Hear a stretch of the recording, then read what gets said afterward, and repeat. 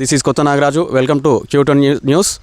ఈరోజు మనం నల్గొండ జిల్లా కనగల్లు మండలం చెట్ల చెన్నారం గ్రామానికి చెందినటువంటి రావుల మల్లేశం గౌడ్తో మనం ఉన్నాం. ఆయన కాంగ్రెస్ పార్టీ నాయకులు. కాంగ్రెస్ పార్టీలో ఉప సర్పంచ్గా పనిచేయడం జరిగింది. మరి ఆయన భవిష్యత్తులో ఇంకేమైనా స్థానిక సంస్థలో పోటీ చేసే అవకాశం ఉందా అని చెప్పేసి ఆయన మాటల్లోనే విందాం. మల్లేష్ గారు నమస్తే. నమస్తే అండి. మీరు ప్రస్తుతం ఏ పార్టీలో కొనసాగుతున్నారు? కాంగ్రెస్ పార్టీ అండి. కాంగ్రెస్ పార్టీలో ఎప్పటి నుంచి పనిచేస్తున్నారు? నా కోటాకు వచ్చిన కానీ కాంగ్రెస్ పార్టీ. మీరు ప్రధానంగా మరి ఎవరి నాయకత్వంలో పనిచేయడం జరుగుతుంది? కోమటిరెడ్డి నాయకత్వం, జడ్పీటీ శ్రీనివాస్ గౌడ్, మహార వెంకరెడ్డి. ఓకే, కాంగ్రెస్ వీరి నాయకత్వంలో పనిచేస్తున్నారు. గతంలో మీరు ఎప్పుడైనా స్థానిక సంస్థల ఎన్నికల్లో పోటీ చేయడం జరిగిందా? చేసిన ఉప సర్పంచ్గా గెలిచినా వార్డు మెంబర్గా గెలిచి ఉప సర్పంచ్గా అయ్యారు. ఈ 5 ఏళ్ళు ఉప సర్పంచ్గా మీరు మరి ప్రజలకు న్యాయం చేశారని మీరు భావిస్తున్నారా? చేసినామండి. ఎలాంటి కార్యక్రమాలు మీరు ప్రజలకు చేయడం జరిగింది? సీసీ రోడ్లు, లైటింగ్, బోర్లు, మోటార్లు. మా గవర్నమెంట్ నిధులు రాకున్నా కూడా మా సొంత నిధులు పెట్టి మోటార్లు అయినా పైప్ లైన్లు ఏమైనా ఖరాబ్ అయినా కూడా మా సొంత డబ్బులతోటి చేసేసినాం. ఓకే, అంటే గ్రామ పంచాయతీ లేకపోయినప్పుడు కూడా మీరు సొంతంగా చేయడం జరిగింది. ఓకే, మీకు సర్పంచ్ ఎవరుండే? చంద్రయ్య. ఓకే, మీరంతా కలిసి గ్రామాన్ని అభివృద్ధి పథంలో నడిపించమంటున్నారు. రేపు వచ్చే స్థానిక సంస్థల ఎన్నికల్లో మీరేమైనా పోటీ చేసే అవకాశం ఉందా? అవును, సర్పంచ్గా చేయాలనుకుంటున్నాను. సర్పంచ్గా పోటీ చేయాలనుకుంటున్నారు. ఏ పార్టీకి వెళ్ళి? కాంగ్రెస్ పార్టీకి వెళ్ళి.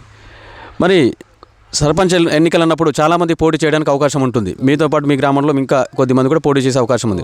మరి వాళ్ళని కాదని ప్రజలు నీకే ఎందుకు ఓటు వేయాలంటే నువ్వేమేమి సమాధానం చెప్తావు? అభివృద్ధి చేసేది ఎవరైనా జనాలకు తెలిసి ఉంటుంది కదా. చేసినాం ఇంత ముందుకు, మళ్ళీ చేసేది కూడా అలా దృష్టిలో ఉంది. ఆల్రెడీ చేస్తామని నమ్మకం కూడా ఉంది వాళ్ళకు. మేము చేస్తాం.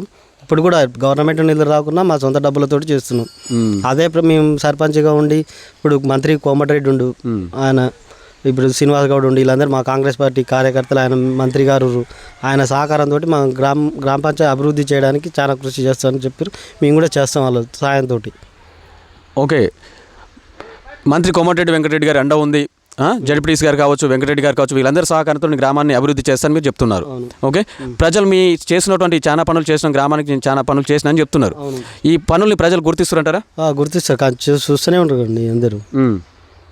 ఓకే, మరి ప్రధానంగా ఇప్పటి వరకు 5 ఏళ్ళు మీరు ఉప సర్పంచ్గా పనిచేశారు. ఇంకా మీ గ్రామంలో తీరేని సమస్యలు ఏమైనా మీ దృష్టికి వచ్చినాయా? ఉన్నాయి, డ్రైనేజ్ ఉంది, రోడ్లు ఉన్నాయి. అవి కూడా మంత్రి దగ్గరికి తీసుకెళ్ళాం. శాంక్షన్ చేస్తున్నాడు, కొద్ది టైం పడుతున్నాడు. అవి కూడా పూర్తి చేస్తాం మంత్రి సహకారంతో.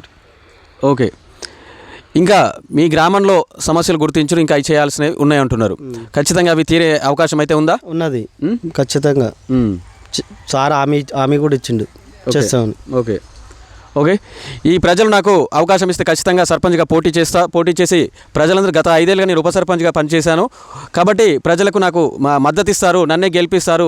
గెలిచినా మరోసారి సర్పంచ్గా అవకాశం ఇస్తే ఖచ్చితంగా నా గ్రామాన్ని మంత్రి గారి అండతో కావచ్చు, జడ్పీటీసీ శ్రీనివాస్ గౌడ్ గారితో కావచ్చు, లేదా వెంకటరెడ్డి గారితో, వీళ్ళందరి సహాయ సహకారాలు నాకు ఉన్నాయి కాబట్టి నేను ఖచ్చితంగా పోటీ చేసి గెలిచి నా గ్రామాన్ని అభివృద్ధి చేస్తానని చెప్పేసి మల్లేశం గౌడ్ గారు అంటున్నారు.